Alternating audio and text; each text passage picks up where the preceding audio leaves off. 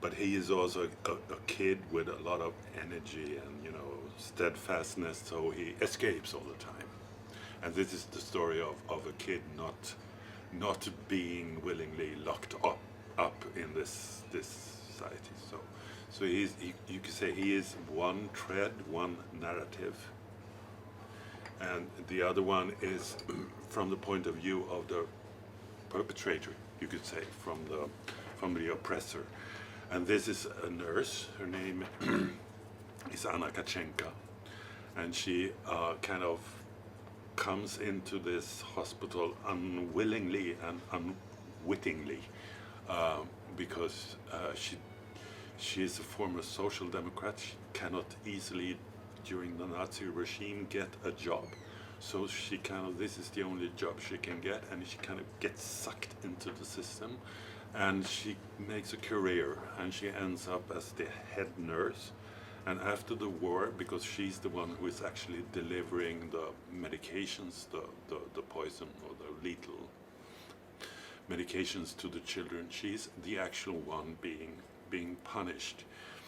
But of course, everybody knows by this time that the real perpetrator is the system. It's the Nazi regime and the doctors, but it's much harder to get at. The doctor is giving him an order than to give it to the nurse who is actually doing the job of killing the children. So these are the two main stories following in the book.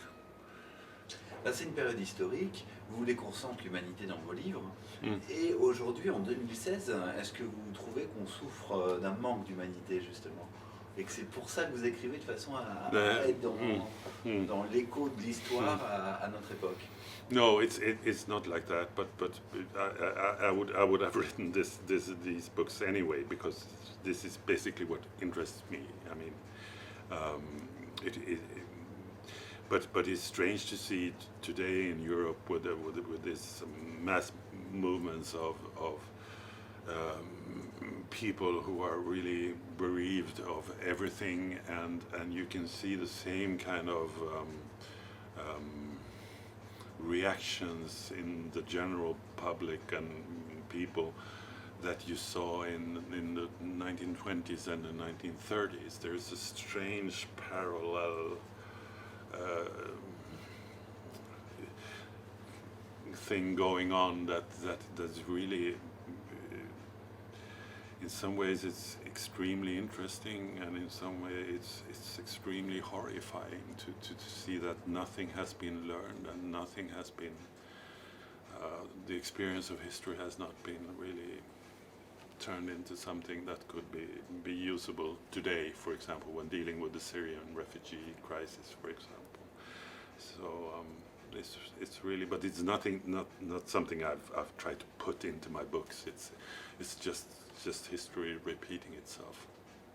Alors j'ai une question, mais je vais me permettre de la poser quand même, Steve. Oui. Vous avez eu des bonnes critiques sur le démarrage du livre, ça se passait très bien, déjà au départ. Aujourd'hui, alors, on a la récompense du prix Médicis roman étranger 2016.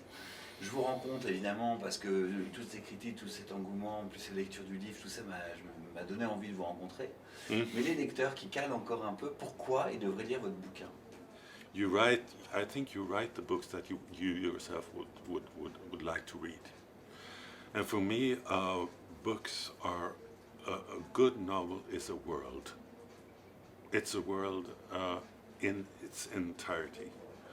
And when you get into that world, you will be in a universe that has its own rules and its own perspectives on things, its own ways of seeing things, its own way of describing things, and you can be in that world. Reading a book is like being in a different world and experience it as an entity in itself. And the novels I like the most, like for example, novels by William Faulkner, the novels by Claude Simon, which is a French writer I really love, the novels of Marcel Proust, the magnificent Herman Melville Moby Dick novel, the novel of Joseph Conrad. and all those classic novels, you can spend your entire lifetime being there in their universes, being there. Steve Sem Sandberg, un grand merci pour l'entretien. Votre livre s'appelle Les élus, c'est disponible aux éditions Robert Laffont dans la collection Pavillon. Que nous, à la Fringale, on aime beaucoup cette collection. Et on rappelle que vous êtes l'heureux lauréat du prix Médicis du roman étranger 2016. Encore bravo. Merci.